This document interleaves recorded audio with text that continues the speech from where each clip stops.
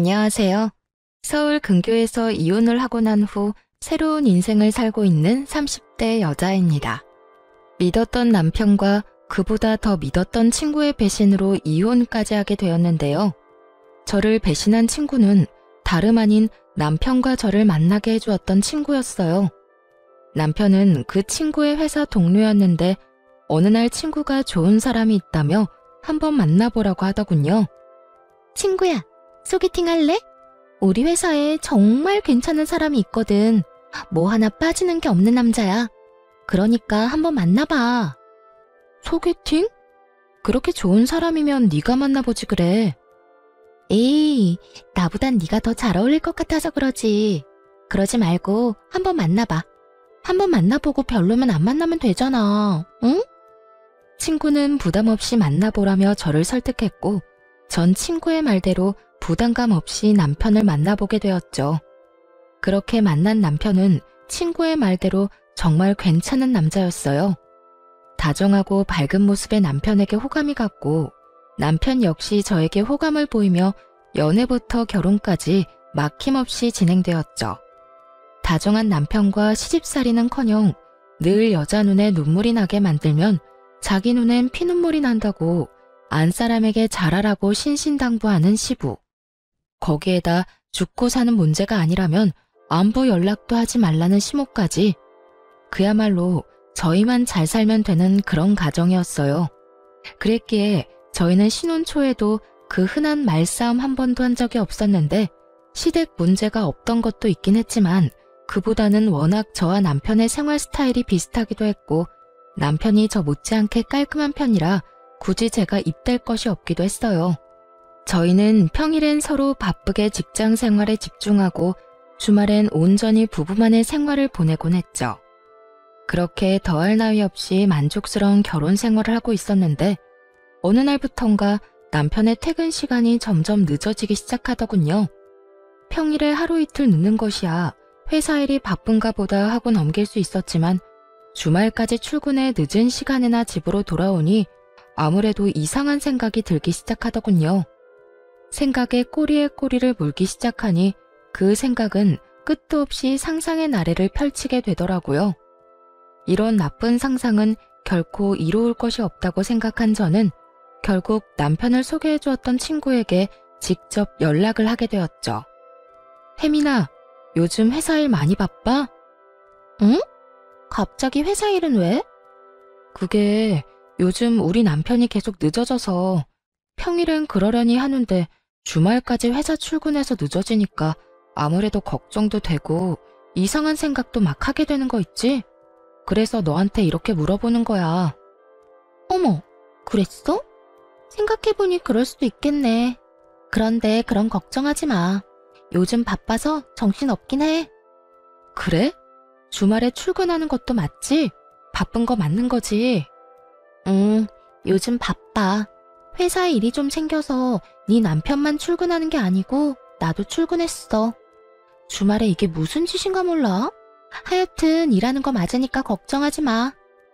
친구는 본인 역시 주말에 출근했다며 걱정하지 말라는 말과 함께 전화를 끊었고 전화를 끊고 난 후 얼마 지나지 않아 남편이 일하는 모습을 찍은 사진까지 보내주더군요. 그 사진을 보고 나니 안심이 되며 제가 괜한 오해를 했다는 생각에 괜스레 남편에게 미안한 마음이 들었어요. 그런 마음이 들고 나니 그 후론 남편이 수상하게 느껴져도 저도 모르게 애써 그런 기분을 누르게 되더라고요. 그렇게 저의 직감을 외면하고 있는 동안에도 남편은 여전히 평일 주말 할 것 없이 더욱 바빠져만 갔고 저 역시 그런 생활들에 적응이 되어가고 있던 어느 날이었어요. 그날은 제 생일이었는데 어디에 정신을 빼먹고 사는 것인지 제 생일이란 사실을 까맣게 잊은 듯 하더라고요. 연애 시절 내내 다른 건 몰라도 제 생일엔 보온병에 미역국을 담아 챙겨주던 남편이었는데 아무리 결혼을 하고 바쁘다고 한들 생일에 대한 언급 한 번 없다는 사실이 섭섭하게 다가오는 것은 어쩔 수 없더군요. 그날 아침 결국 남편은 아침 밥상을 차려주기는커녕 제가 차린 아침밥도 먹지 않고 출근을 해버렸고 바빠서 그렇겠지라며 아무리 위안을 삼아보려고 해도 서운한 마음은 쉽사리 가라앉지 않았어요. 그렇게 싱숭생숭한 마음으로 점심시간을 맞이하게 되었고 점심을 다 먹고 쉬고 있으니 친구에게 연락이 오더라고요. 생일 축하해, 유진아. 고마워. 역시 친구가 최고네. 매년 이렇게 잊지 않고 연락하고 말이야. 당연하지. 잊을래야 잊을 수가 없지. 오늘 아침에 미역국은 먹었어? 네 남편이 올해도 당연히 미역국은 끓여줬지? 연애 시절부터 저희 부부를 지켜봤던 친구는 당연하다는 듯 미역국을 먹었냐고 물어왔고 전 그 순간 실망한 목소리를 감추지 못한 채 하소연을 하게 되었어요. 미역국은 무슨? 아침밥도 같이 못 먹었어. 회사 일에 정신이 다 팔려버렸는지 내 생일인 것도 기억 못하는 것 같더라니까. 바빠서 그럴 거라고 하고 생각은 하는데 섭섭한 건 어쩔 수가 없네. 그래? 난 당연히 챙겨줬을 거라 생각했는데 사실은 며칠 전에 네 남편이 휴대전화로 여자 목걸이를 신중히 고르는 걸 봤거든. 아, 저녁에 파티해주려고 하는가 보다. 정말? 목걸이를? 그래. 그러니까 너무 나쁘게 생각하지 말고 조금만 기다려봐. 그래야겠다. 그깟 선물이 뭐라고 또 마음이 풀리네. 으이구, 다 그렇지 뭐. 일단 끊고 기다려봐. 친구의 전화를 끊고 전 섭섭했던 마음이 풀리며 괜한 기대를 품게 되더라고요. 남편이 친구의 말처럼 여자 목걸이를 고르고 샀다면 그건 제 것이라 확신했기 때문이었어요. 전 기대감에 부풀어 퇴근 후 집에서 남편을 기다렸고 하염없이 기다리고 또 기다려도 남편은 연락을 하지도 받지도 않고 집에도 오지 않더라고요. 그렇게 남편을 기다리던 저도 모르는 사이 잠이 들었고 깜짝 놀라 잠에서 깨어나 보니 아침이더군요. 언제 들어온 줄도 알 수 없는 남편의 씻는 소리가 들려오고 그 순간 짜증이 확 치솟아 올랐어요. 그래서 씻고 나오는 남편을 향해 추궁 아닌 추궁의 말을 하게 되었죠. 도대체 언제 들어온 거야? 전화는 왜 안 받아? 그렇게 늦을 거면 전화라도 해주던가. 전화할 상황이 안 되면 오는 전화라도 받아주던가. 기다리는 사람은 생각도 안 해? 그때까지도 제 생일이었다는 사실을 꿈에도 몰랐던 남편은 일을 하다 보면 늦을 수도 있는 일이지 뭐 이렇게까지 화를 내냐는 반응으로 답하기 시작했어요. 3시쯤 들어왔는데 내가 놀다가 늦은 것도 아니고 바빠서 늦은 건데 그게 이렇게까지 화낼 일이야? 3시에 들어온 것도 회사에서 일하다가 나도 모르게 졸아서 그때 들어오게 된 거야. 내가 오죽 피곤했으면 회사에서 일하다가 잠이 들었겠냐고. 바쁜 거 뻔히 아는 사람이 꼭 이렇게까지 몰아붙여야겠어? 아무리 바쁘다고 해도 마누라 생일에도 늦는 건 정말 너무하는 거 아니야? 그리고 연락 한 통 못할 만큼 바쁘다는 게 말이나 돼? 당신이 나한테 전화 한 통 할 시간에 회사가 망하는 것도 아닐 거 아니야. 그제야 남편은 제 생일이란 걸 깨달은 듯 크게 당황하며 흔들리는 눈빛으로 저를 보더군요. 여보, 정말 미안해. 내가 진짜 너무 정신이 없어서 당신 생일이란 걸 잊어버렸어. 진짜 미안. 내가 진짜 왜 그랬지? 다른 것도 아니고 당신 생일을 잊다니. 미안해. 바쁘다 보면 그럴 수도 있다고 생각은 하는데 생일이랑은 상관없이 아무리 바쁘다고 한들 연락 한 통 없다는 건 너무한다고 생각해. 사실 이해도 되지 않고 말이야. 그래, 내가 생각이 짧았어. 전화할 시간에 빨리 일 끝내고 가는 게 더 나을 거라고 생각해서 정신 빼놓고 일했던 건데 미안. 내가 너무 내 생각만 하고 당신 입장에선 생각하지 않았던 것 같네. 생일 잊은 건 진짜 너무 미안해. 됐어. 매년 있는 생일. 당신이 미안하다고 하는 순간 그건 다 풀렸어. 얼른 출근 준비해. 늦겠다. 이해해줘서 고맙고 다시 한번 너무 미안해. 남편은 거듭해서 저에게 사과의 말을 건넸지만 끝끝내 목걸이는 주지 않더라고요. 그런 남편을 보며 친구가 착각을 했나 싶기도 했지만 아무래도 수상한 기분을 지울 수가 없었습니다. 그렇게 남편에 대한 의심이 커지면 커질수록 친구에게 의지할 수밖에 없는 상황이었는데 제가 불안해할 때마다 친구가 회사 일이 바쁘다, 정말 남편도 야근 중이라며 사진을 보내주곤 했기 때문이었어요. 하지만 친구의 증언에도 불구하고 전 남편이 의심스러웠고 결국 친구와 또 의논을 하게 되었죠. 잘 지내지? 일이 바빠서 안 본 지 꽤 오래된 것 같아. 그러게. 그런데 혜민아, 나 의논할 게 있는데 너 비밀 지켜줘야 한다. 당연하지. 무슨 일이길래 비밀이란 말까지 나오는 거야? 나 아무래도 우리 남편 의심스러워서 안 되겠어. 들어보니까 흥신소 같은데 의뢰도 많이 하는 것 같던데 나도 거기에 말해서 우리 남편 뒤 좀 밟아볼까 봐. 저는 조심스럽게 말을 꺼냈고 제 말에 친구는 뭘 그렇게까지 하냐며 방귀를 들고 나서더군요. 뭐? 흥신소? 뭘 그렇게까지 해. 내가 네 남편 감시도 해주고 하물며 사진까지 찍어서 보내주는데도 뭐가 불안하고 못 믿어와서 그렇게까지 하냐는 말이야. 여자 촉이란 게 있잖아. 네가 말했던 목걸이도 나한테 주지도 않았고 매번 연락도 없이 늦는 것도 그렇고 물론 네 말이랑 네가 보내준 사진을 못 믿는다는 건 아닌데 하여튼 내 느낌이 그래. 목걸이야. 내가 착각한 걸 수도 있는 일이고 일이 정말 바빠서 늦는 거라고 그렇게 말했는데도 네가 그렇게 느낀다고 하니 내가 더 어이없는 거 알아? 내가 이런 말까지 하지 않으려고 했는데 너 약간 의부증 같은 거 있는 것 같아. 뭐? 의부증? 그래, 의부증. 그러지 않고서야 내가 그렇게나 말하고 사진까지 보내줬는데도 못 믿고 의심한다는 게 말이 안 되잖아. 다른 사람도 아닌 가장 친구인 내가 다 증언해주는데 그것조차 못 믿는다니까 나도 기분이 안 좋아지려고 해. 아, 네 말도 틀린 말도 아닌데 부부만 느껴지는 그 미묘한 느낌이 있어서 그래. 왜인지 모르게 남편이 멀어졌다는 느낌이랄까? 어딘가에 정신을 빼놓고 사는 느낌이랄까? 뭐라고 표현하기 힘든데 하여튼 그런 느낌이 자꾸 들어. 너 진짜 병원 한번 가보는 게 어때? 기분 나쁘게만 듣지 말고 내가 정말 걱정되어서 그래. 너 그런 식으로 사람 끝도 없이 의심하다가 네 남편이 알면 어떻게 하려고 그래? 네 남편이 얼마나 너한테 실망하겠어. 자기는 가정을 위해서 그렇게나 열심히 일하고 있었는데 넌 뒤에서 엄한 오해나 하고 있었다는 사실 알아봐. 나 같으면 실망을 넘어서 너랑 살 생각이 뚝 떨어질 것 같아. 친구의 입에선 의부증이란 말까지 나오며 언짢은 기분을 숨김없이 표현하더라고요. 의부증이란 말을 들은 그 순간엔 화가 나기도 했지만 친구의 말을 가만히 들어보니 아예 일리가 없는 말은 아니란 생각이 들었어요. 친구의 말대로 남편은 열심히 일만 하는 것인데 제가 괜한 오해라도 하고 있는 것이라면 그것만큼 기분 나쁜 일은 또 없을 거란 생각이 들었으니까요. 친구가 보내준 사진도 그렇고 친구의 말처럼 정말 남편은 야근 중인 것이 확실한데 저만 혼자 남편을 믿지 못해 환장한 여자 같다는 느낌마저 들더군요. 그렇게 제가 혼자 고민에 빠져 있을 때쯤 남편은 친구에게 무슨 이야기라도 들은 것인지 평일은 여전히 늦었지만 주말엔 다시 저와 시간을 보내며 저에게 신경 쓰는 모습을 보이더라고요. 다시 찾아온 안정적인 생활에 불안감을 떨쳐내던 어느 날이었어요. 그날은 친정엄마의 생신을 맞이하여 주말에 식구들이 다 모여 밥을 먹기로 한 날이었어요.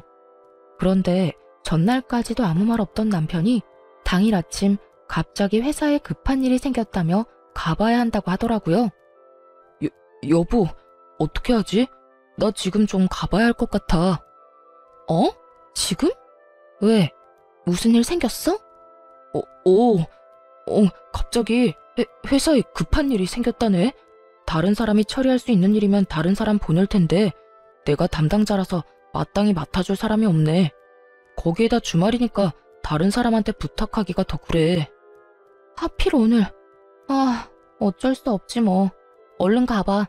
내가 부모님께는 잘 말씀드릴게. 그래, 미안해.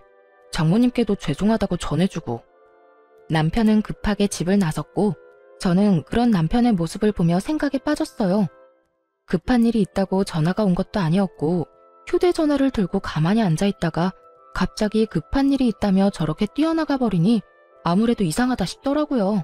이쯤 되니 정말 제가 이상한 것인지 남편이 이상한 것인지 구분이 되지 않는 상태가 되어버렸고 저는 하는 수 없이 정말 마지막이란 생각으로 친구에게 전화를 걸었죠. 매번 이럴 때마다 친구의 도움을 받는 것이 미안하기도 했고 또 한편으론 창피하기도 했지만 그만큼 오래된 친구이고 믿는 친구였기에 전화를 걸어 물어보기로 결심한 것이었죠. 그런데 전화를 받은 친구는 다 죽어가는 목소리더라고요. 너 어디 아파? 목소리가 왜 이래? 몸살인 것 같아. 열이 39도까지 올라서 떨어질 생각을 안 하네. 뭐? 39도? 열이 그렇게 심한데 그러고 있으면 어떻게 해? 너 집이지?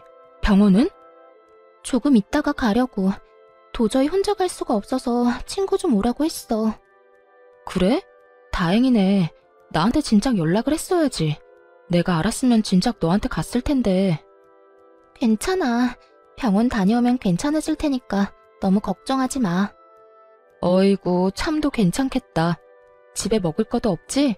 죽 시켜놓을 테니까 병원 다녀오면 꼭 챙겨 먹고 약 먹어. 응, 고마워. 그렇게 걱정스러운 마음으로 전화를 끊으려는 순간 전 듣고야 말았습니다. 나 왔어. 많이 아파? 얼마나 급하게 간 것인지 다 느껴지는 헐떡이는 남편의 목소리를 말입니다. 헉헉거리면서도 그 목소리엔 걱정과 우려가 가득해 보였고 친구가 전화를 다급히 끊음으로 인해 저는 지금 친구의 집에 가 있는 남자가 제 남편임을 확신하게 되었습니다. 100번, 1000번을 생각해도 그건 남편의 목소리였고 차분히 이게 무슨 상황인가에 대해 흥분하지 않고 생각하려고 애썼어요. 친구가 남편을 소개해줬다는 것을 배제하고 생각을 해보니 그간 이해되지 않았던 조각조각들이 맞아떨어지며 제가 친구라고 믿었던 가장 오래되고 가장 의지했던 친구가 더는 친구가 아닌 상간녀라는 사실이 와닿기 시작했어요. 남편보다 친구에 대한 배신감이 더욱 커 손발이 다 떨려오더라고요. 우선 마음을 진정시키고 친구가 눈치채지 못하게 약속했던 죽을 보내고 걱정스러운 마음이 가득한 문자를 보내주었어요. 제가 그런 문자까지 보내자 친구는 안심하는 듯했고 친구는 한술 더 떠 괜히 이런 말을 하더라고요. 요즘 회사가 바빠서 네 남편은 오늘도 출근한 걸로 아는데 내가 아파서 큰일이네.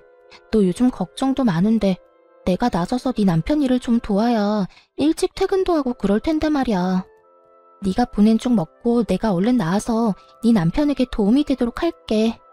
모든 사실을 알고 이 문자를 받게 되니 이때껏 저를 이딴 식으로 속였다는 생각이 확 들며 정말 이가 다 갈리게 화가 나더군요.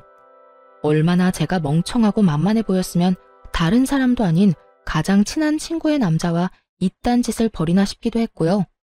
그날 전 모든 것을 확실하게 알게 되었고 제가 알게 된 모든 것에 확신하게 되었습니다. 전 바로 상간녀가 그렇게 말리던 흥신소에 의뢰하게 되었고 며칠 뒤 두 사람이 어떻게 관계를 가지고 있는지 더 자세히 알게 되었죠. 안녕하세요. 지금까지 조사한 사실을 알려드리려고 연락드렸습니다. 우선 남편분과 상간녀는 함께 움직이는 일이 거의 없더라고요. 아주 조심성이 뛰어나고 철저하게 관계를 숨기고 있었어요.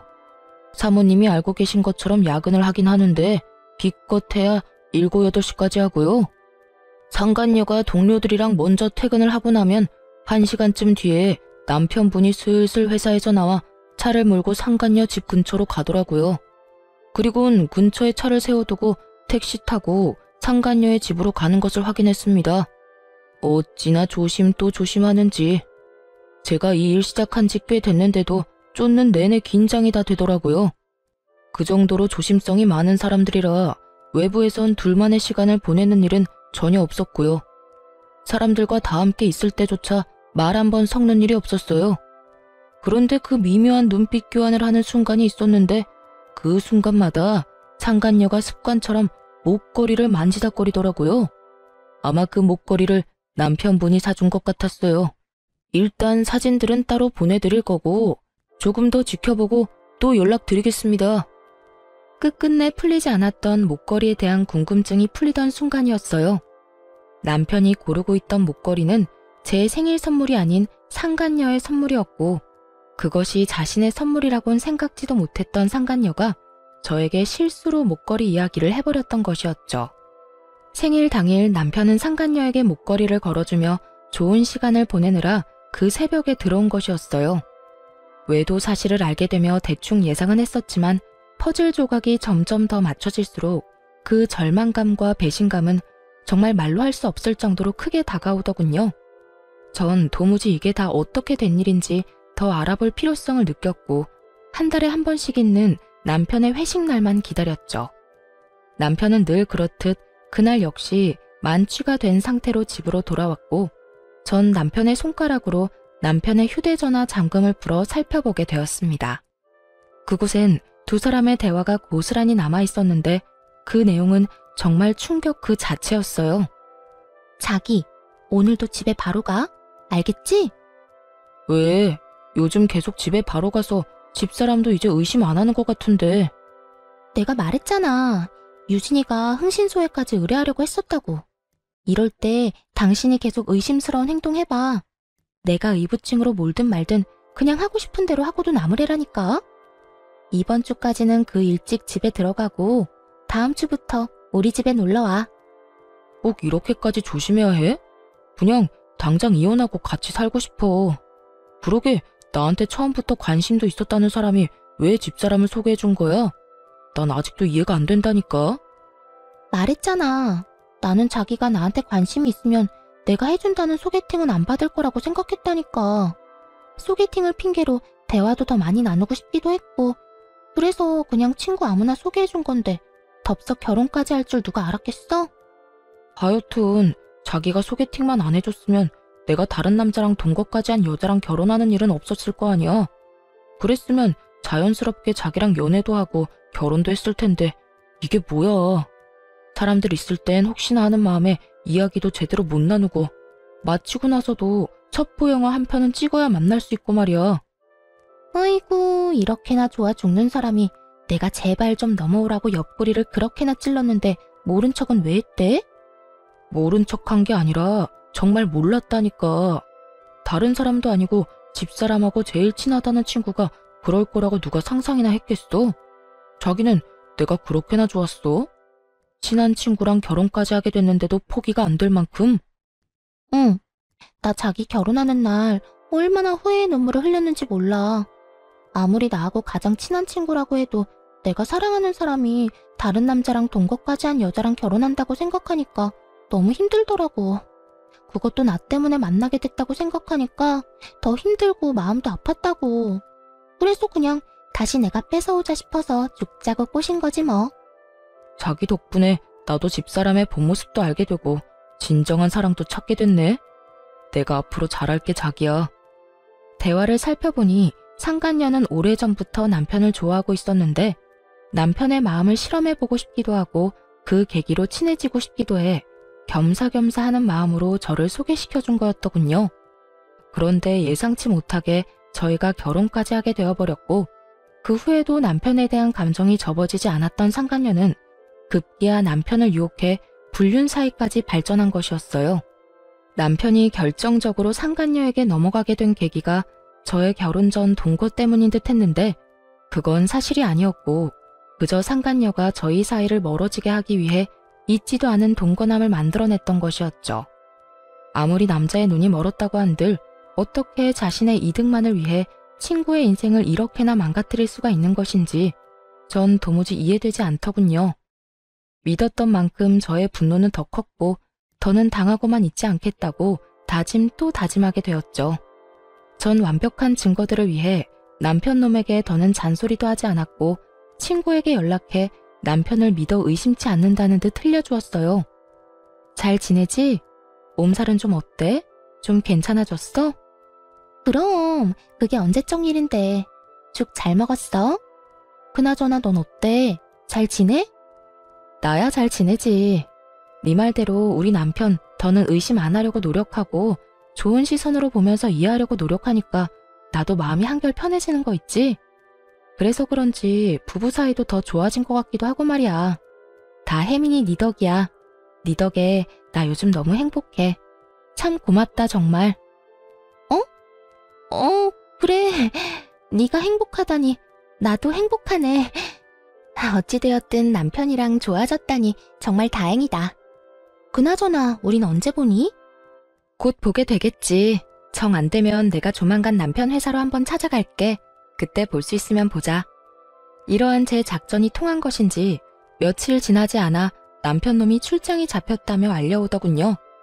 그렇게 조심 또 조심하던 두 사람의 여행이란 걸 전 직감적으로 확신했고 두 사람의 여행을 기다리며 전 저대로 이혼을 준비하기 시작했습니다. 나름대로 바쁜 시간을 보내다 보니 남편은 출장을 간다며 여행길에 나섰고 전 바로 그날 상간녀와 결혼 이야기가 오가고 있는 남자를 불렀어요. 제가 상간녀를 전혀 의심조차 하지 못했던 이유였습니다.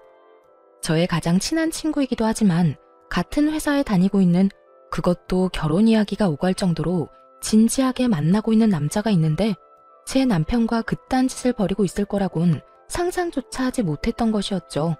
심지어 그 남자는 회사 내에서도 능력이 좋아 많은 여자들이 노리고 있다고 들은 적이 있는 남자였기에 정말 확실하게 결혼할 남자가 맞는 것인지 확인이 필요하기도 했고, 정말 맞다면 모든 사실을 알릴 필요가 있다고 생각했어요. 우선 전 제 소개를 하며 상간녀와의 관계에 대해서 물었고, 두 사람의 관계는 제 생각보다 더 진전이 된 사이더군요. 저희는 이제 상견례만 앞두고 있습니다만 혜민이 친구분께서 굳이 저한테 왜 이런 걸 물으시는지 좀 궁금하네요. 아, 죄송해요. 저도 상황이 워낙 경황이 없어서 무례를 저질렀네요. 다름이 아니라 혜민이가 제 남편이랑 만나고 있더라고요. 아무래도 아셔야 할 것 같아서 이렇게 만나 뵙자고 했어요. 이 사실을 말씀드리기 전에 사실 확인이 필요해서 그렇게 여쭤본 거고요. 이런 이야기일수록 빙빙 돌릴 필요가 없다고 생각한 저는 바로 본론을 말해버렸고, 남자는 믿기지 않는 현실에 한동안 멍하니 저를 보더니 무거운 입을 떼더라고요. 그러니까 혜민이가 지금 유부남을 만나고 있다는 말씀인가요? 그것도 친구 남편을요? 아니, 제가 지금 헷갈리고 있는가 싶어서 여쭤보는 건데 혜민이랑 가장 친한 친구가 유진 씨 아니신가요? 네, 맞아요. 제가 그 혜민이랑 가장 친한 친구라고 생각했던 박유진입니다. 호진 씨도 지금 믿기지 않겠지만 저 역시 처음엔 믿기지 않았어요. 동시에 제가 모았던 증거들을 남자에게 보여주었고, 남자는 한참을 그 사진들과 대화 내용들을 살펴보더라고요. 할 말을 잃은 남자에게 이어서 다른 사실을 알려주었어요. 혜민이 2박 3일 동안 어디 간다고 하지 않던가요? 네, 친구분 중에 다은 씨랑 여행 간다고 했어요. 아, 다은이요? 저도 잘 알죠. 그런데 해외에 살고 있는 다은이랑 무슨 여행을 어떻게 간다는 걸까요? 심지어 다은이는 지금 만삭이라 비행기 타는 것도 무리일 텐데요. 그러면 도대체 설마 그쪽 남편이랑 떠난 건가요? 네, 제 남편은 회사에서 급하게 출장을 간다고 하더라고요. 공교롭게다 2박 3일 동안 말이죠. 우연이라 하기엔 너무 맞아떨어지지 않나요? 그제야 남자의 눈빛이 거침없이 흔들리기 시작하더군요. 그 흔들리는 눈빛의 의미는 그제야 제 말을 믿는다는 뜻과 다름이 없었고, 저희는 복수라는 배를 함께 타기로 했습니다. 그렇게 저희가 복수 계획을 세우는 사이 남편과 상간녀는 가짜 출장, 가짜 여행에서 돌아왔고, 흥신소에서 실시간으로 보내준 사진에는 두 사람의 행복한 모습으로 가득하더군요. 대망의 다음 날, 남편은 출근을 했고 전 점심시간 때쯤 회사로 찾아갔죠. 제가 회사에 가니 이미 상간녀는 자신의 약혼자 앞에 서서 빌고 있고, 남편은 상간녀의 약혼자 앞에 서서 고개를 푹 숙이고 있더군요. 그야말로 난리도 그런 난리가 또 없더군요. 전 상황을 지켜보다 그 사람들에게 다가갔고, 저를 발견한 상간녀가 다가와 양심도 없이 화를 내기 시작하더군요. 네가 어떻게 나한테 이럴 수가 있어. 다 알았으면 나한테 뭐라고 하면 되지. 왜 내 예비 신랑한테까지 다 말하냔 말이야. 네가 이러고도 내 친구야? 누가 누구한테 하고 싶은 말인데 낯짝도 두껍게 이런 말을 하는 상간녀를 보며 이 정도 뻔뻔하면 돼야 친구 남편이랑 놀아나는구나 싶더라고요. 저도 쏟아붓는 상간녀를 향해 지지 않고 쏘아붙여줬어요. 친구? 네가 지금 나한테 친구라는 단어를 쓸 자격이나 된다고 생각하니? 친구 남편이랑 놀아난 주제에? 애초에 내 남편이 그렇게 좋았으면 네가 갔지 왜 나한테 소개해준 거니? 이 모든 게 다 너 때문이란 생각은 안 해? 양심이 없으면 염치라도 있던가, 그마저도 없으면 눈치라도 있어서 입을 다물고 있던가. 네 입에서 나오는 한마디 한마디가 다 주옥 같아서 내가 이 상황에 웃음이 다 나오려고 한다. 나라고 두 사람이 결혼까지 할 거라고 생각하고 소개했겠어? 그리고 난 네 남편이랑 너 이혼까지 시킬 마음이 없었다고. 그저 나도 결혼하기 전에 잠시 스쳐가는 바람처럼 가볍게 만난 것뿐이라고. 가볍게 만났다는 사람들이 퇴근하고 매일같이 한 집에서 만나 시간 보내고 이번엔 출장 간다고 하면서 여행까지 다녀왔어? 네 기준엔 그게 가벼운 거니? 그것까지 어떻게... 혹시 그때 말했던 흥신소? 그게 중요하니? 어떻게 알았든 나랑 가장 오래되고 가장 친했던 친구인 너랑 검은 머리 팥뿌리가 될 때까지 잘 살아보자고 했던 내 남편이랑 불륜을 저지르고 있었단 게 제일 중요하지 않니? 그리고 네가 이혼시킬 마음이 없었다고 하면 내가 아 그렇구나 하고 이혼하면 안 돼? 이 판국의 이 상황에 어떻게 너한테 이럴 수 있냐고 물었지? 그 말 그대로 돌려줄게. 네가 어떻게 나한테 이럴 수가 있어? 그러니까 서로 이런 일 없게 네가 몰랐으면 좋잖아. 그러면 나도 아무 일 없다는 듯 결혼했으면 됐고, 그랬으면 네 남편도 제자리 찾아갔을 거 아니냐고. 이제 정말 얼마 안 남았는데 왜 이제 와서 이 난리를 부리는 거야? 넌 정말 끝까지 기대 이상이네. 친구 남편이랑 놀아나면서 네 결혼은 무사히 할 수 있을 거라 생각했나 본데 절대 그렇게는 안 되지. 적반하장도 유분수로 나오는 상간녀를 뒤로 한 채 상간녀의 약혼자를 바라보았고 제 눈빛을 읽은 약혼자가 상간녀에게 다가오더니 사람들 다 보는 앞에서 파혼을 선포해버렸습니다. 우리 결혼 없던 걸로 하자. 이미 우리 부모님께는 충분히 다 설명해드렸고 나 역시 마음 정리 끝난 상태야. 그러니까 더는 연락도 하지 말고 구질구질하게 찾아올 생각도 하지 마. 자기야, 그러지 말고 내 말 좀 들어봐. 나는 진짜 상견례 전까지 다 끝내려고 했어. 내가 자기 같은 남자랑 결혼하는데 왜 유부남이랑 계속 만나겠어.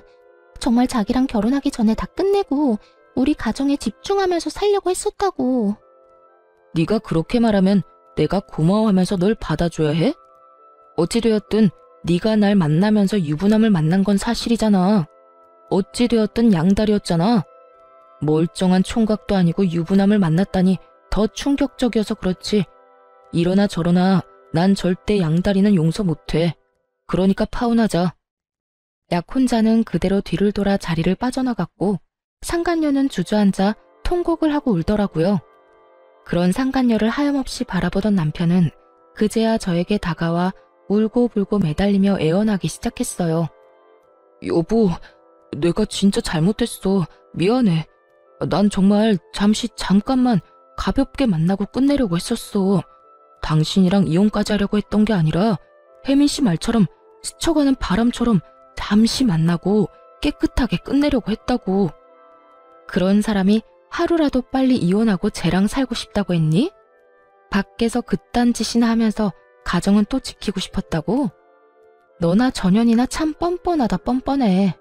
내가 얼마나 만만했으면 감히 내 앞에서 그딴 말을 할 수가 있는 거야? 너도 정신 좀 차려라. 네가 가정을 지키고 싶든 말든 나는 무조건 이혼이니까 그런 줄 알고 이혼이나 준비해. 이혼이라니, 난 절대 못해. 우리가 어떻게 이혼을 해? 나 바로 혜민 씨랑 끝낼게. 바로 끝낼 수 있어. 그러니까 내가 저지른 잘못 한 번만 눈 감고 넘어가줘. 이번 한 번만 그냥 넘어가주면 내가 평생 잘하면서 살게. 응? 평생 네 사랑 혜민이한테나 잘하고 살아. 너도 이혼남, 쟤도 파혼녀 되면 이제 당당하게 살 수 있는데 왜 굳이 나랑 살려고 그래? 그거야 내가 사랑하는 사람은 당신이니까 그렇지. 하여튼 난 절대 이혼 못해. 그렇게 이혼이 싫다는 인간이 다른 사람도 아닌 내 친구랑 바람을 피웠어? 그냥 모르는 여자랑 외도를 저질렀다고 해도 치가 떨리는데 내 친구랑? 지금 내 기분이 어떨 것 같니? 상상이나 되니? 그런데 나보고 참으라고? 한 번만 눈 감아달라고? 네가 한 짓을 생각해보고 그딴 말을 해. 내가 입이 10개라도 할 말이 없는 상황인 거 잘 알아. 그런데 여보, 우리 정말 좋았잖아. 우리 집에서도 당신 너무 좋아하고 나 역시 당신 없이는 못 살 정도로 당신 사랑해. 그러니까 내가 이런 상황에서도 이혼만큼은 안 된다고 이렇게 매달리는 거잖아. 당신도 이런 나 봐서라도 다시 한 번만 생각해보자. 응? 널 봐서 다른 생각이 떠올라야 잘 생각을 해보든 말든 하지. 난 당신 보면 딱 한 가지 생각밖에 안 떠올라. 우린 이혼할 거고 당신이랑 나랑은 이제 끝이야. 여보, 제발. 나 진짜 죽어. 나 당신 없으면 진짜 큰일 날 수도 있다고. 그건 당신 문제니까 당신이 알아서 하고. 소장 보낼 테니 그거나 잘 받아보고 법원에서 만나자. 전 마지막까지 울고불고 매달리는 남편을 뿌리치고 나오며 시댁에 전화를 걸어 모든 사실을 알려버렸고 그 후 이혼을 진행하게 되었어요. 당연히 두 사람 모두에게 위자료를 받게 되었고 또 당연하게 두 사람은 회사에서 나오게 되었죠. 그 많은 사람 앞에서 그 꼴을 다 보였는데 어떻게 회사 생활이 가능하겠어요? 전 남편은 저와 결혼을 하며 이것저것 준비하느라 이미 퇴직금을 다 써버려 위자료를 대출받아 주었고 상간녀 역시 별반 다르지 않았죠. 빚쟁이인 두 사람은 하는 수 없이 전 시댁에서 신세를 지고자 찾아갔지만 모든 사실을 알고 있던 부모님들은 두 사람이 준비한 말을 꺼내기도 전에 두 사람을 쫓아내버렸다고 하더군요. 그렇게 빚쟁이 두 명이 잘 살아가겠지 했는데 1년도 채 지나지 않아 상간녀에게서 전화가 왔더라고요. 이미 전화번호도 다 바꿔버려 연락될 일이 없을 거라 생각했는데 지인들에게 물어물어 전화했다고 하더군요. 왜 전화했는데? 전화한 용건이 뭐냐고. 너 왜 나한테 말 안 했어? 왜 나한테 이런 집안이란 걸 말하지 않았느냐고. 시어머니가 무슨 벼슬인지 아나. 하루가 멀다고 연락해와서 날 들들 볶아대는데 내가 아주 못 살겠다고. 네가 진작 이런 집안인 걸 말해줬으면 내가 이런 남자랑 살지도 않았을 거 아냐.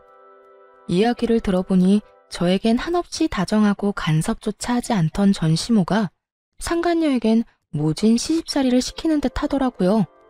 상간녀는 울분을 토하며 저를 원망하고 있었고 전 그런 상간녀에게 있는 사실 그대로 다 말해주었어요. 어머, 너한텐 시집살이 시키니? 어머님이 나 있을 땐 죽고 사는 문제 아니면 전화도 하지 말라고 해서 난 그런 분인 줄 몰랐네. 뭐? 그런 사람이 나한테는 도대체 왜 그러는 거야? 그걸 몰라서 물어? 결혼생활 잘하는 아들 이혼시킨 것도 모자라 회사까지 잘리게 만든 며느리 뭐가 예뻐서 잘해주겠어. 다 네가 저지른 죄에 대한 벌 받는다고 생각하고 달게 받아. 아니, 난 애초에 이해가 안 되는 게 그 정도도 각오 안 하고 남의 남편 뺏어갔던 거야? 파혼당하고 회사에서 잘리면 다 끝이라고 생각했던 거니? 이쯤 했으면 고함을 지르며 또 악다구니를 써야 할 상간녀가 벼랑간 펑펑 울기 시작하더군요. 도대체 왜 이러나 싶어 듣고만 있으니 상간녀는 저를 상대로 하소연을 하기 시작했어요. 네 전 남편, 그러니까 지금 내 남편 바람 피우는 것 같아. 요즘 일자리 알아본다면서 나갔다 하면 밤 12시 넘기는 건 기본이고 어떤 날엔 옷에서 여자 향수 냄새도 나. 이를 어쩌니 유진아? 시댁에서도 나를 못 잡아먹어서 난리고 남편은 바람이나 피우고 정말 너무 힘드니까 네 생각이 나더라. 그래서 전화했어. 도대체 왜 우나 했더니 이런 이유가 있더군요. 전 남편은 취업을 핑계 삼아 밖으로 나돌며 외도를 저지르고 있었고 본인이 그런 상황이 되자 예전에 자신이 뒤통수 때린 옛 친구가 그리웠던 거죠. 아무리 그래도 자신이 이렇게 연락할 처지가 못 되는데 얼마나 뻔뻔하면 이런 연락까지 하는지 한심해 죽겠더라고요. 왜? 나한테 위로라도 받고 싶니? 이 일을 어쩌냐면서 같이 울어라도 줘? 아님 남편이 바람나서 이혼한 경험자로서 훅이라도 들려줄까? 도대체 뭘 바라고 나한테 전화해서 이런 말을 하는 거야? 그때도 그랬지만 난 도무지 네가 이해가 안 된다. 그런 게 아니라 나도 흥신소에 의뢰라도 해볼까 싶어서 그래. 넌 어땠어? 흥신소 그런 거 무섭진 않았어? 야, 내가 그런 일을 겪게 됐는데 흥신소가 무서웠겠어? 그리고 아직 확실치도 않은데 흥신소는 무슨 흥신소야. 너 나한테 전화해서 이러고 있을 시간에 병원이나 가봐. 그거 의부증이라며 네가 말했잖아. 혹시나 네가 나한테 말했던 것처럼 정말 가정을 위해서 취업하려고 힘쓰고 있는데 네가 오해하는 거면 어쩌려고 그래? 너도 나처럼 이혼녀 되려고 그러니? 전 그 옛날 상간녀가 저에게 해주었던 말을 그대로 돌려주었고 상간녀는 노발대발 화를 내기 시작하더군요. 뭐? 의부증? 다른 사람은 몰라도 네가 나한테 그런 말을 하면 안 되지. 결국 그 남자가 나랑 바람 피워서 너 이혼했던 거 기억 안 나니? 기억나지? 그런데 그런 남자랑 사는 네가 나한테 전화해서 하소연하면 안 되는 건 모르니? 내 전 남편이자 네 남편이 바람을 피우는 것 같다고? 그 정도 외도면 그건 병인 것 같은데 그냥 데리고 살아라. 어쩌겠니? 뭐라고? 다 들었으면서 왜 못 들은 척해. 그냥 데리고 살라고. 네가 죽고 못 살아 나한테서 뺏어간 그 남자 업보라고 생각하고 그냥 잘 데리고 살아주라고. 그리고 다신 나한테 전화해서 이딴 소리도 좀 하지 마.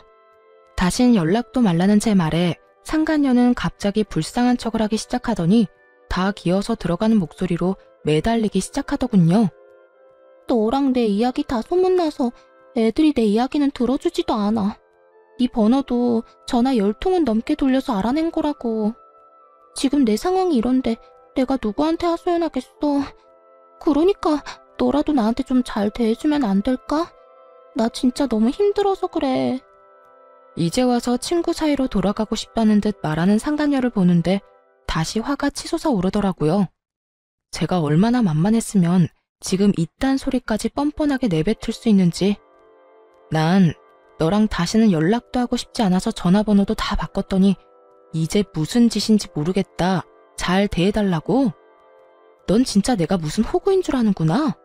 우리 친구 사이는 이미 네가 내 남편이랑 놀아날 때 다 끝났고 난 지금도 앞으로도 너랑 연락하고 지낼 생각 없으니까 네 가정일은 네가 알아서 하고 다신 전화 끊어. 전 그대로 전화를 끊어버렸고 그 후론 상간녀에게 전화는 오지 않았지만 문자는 오더라고요. 전 남편이 한눈에 봐도 어린 여자와 외도를 저지르고 있는 사진과 함께 말이죠. 이것 봐. 내 말이 맞았어. 저 여자 22살이란다. 정말 양심이라고는 없는 인간 아니니? 어떻게 띠동갑도 넘는 여자애를 만나. 나도 이혼할 거야. 이걸 어떻게 참고 살아? 네 말대로 이놈은 병이야, 병. 외도로 이혼한 놈이 재혼해서 또 외도를 저지르다니. 이게 말이나 된다고 생각하니? 상간녀는 저에게 맞장구라도 바라는 듯 물음표 가득한 문자를 보냈고 전 아무런 대답도 하지 않았어요. 그저 전 그 문자를 마지막으로 상간녀를 차단해버렸고 그들의 결말은 보지 않아도 뻔하다고 생각했습니다. 그렇게 저와 그 지긋지긋한 인연은 끝이 났고 저는 제 생활을 잘하며 잘 지내고 있어요. 이혼하고 난 후 처음엔 믿었던 친구와 사랑했던 남자의 배신이 힘들기도 했고 울기도 많이 울었는데 이젠 많이 안정된 상태랍니다. 주변도 많이 둘러보게 되었고 제 곁을 지켜주는 사람들에게 감사한 마음을 느끼고 좋은 시간을 보내고 있어요. 주말엔 산에 가기도 하고 자전거를 타고 라이딩을 하기도 해요. 아무래도 몸을 움직이는 게 잡생각 있는 데는 제일 탁월한 것 같아 시작한 것들인데 하다 보니 저에게 잘 맞는 것 같아 취미생활로 자리를 잡아버렸네요. 그것 말고도 좋아하던 그림도 다시 그리고 있어요. 심리적으로도 많이 안정되고 여러모로 좋아 한동안은 계속할 예정이에요. 요즘엔 좋은 사람도 만나 연애까지는 아니지만 자주 만나 좋은 시간을 보내고 있어요. 그 사람 덕분에 많이 웃기도 하고 많이 행복한 순간이 있기도 해요. 지금 만나는 사람에게 많은 고마움을 느끼기도 하고 저 역시 그 사람에게 행복감을 주려고 노력하며 지내고 있어요. 이렇게 잘 지내다 보면 저 역시 과거는 잊고 행복해질 날이 올 거라 믿고 있어요. 저의 사연은 끝이 났습니다. 다들 행복 가득한 하루 되시길 바라며 물러가 볼게요. 감사합니다.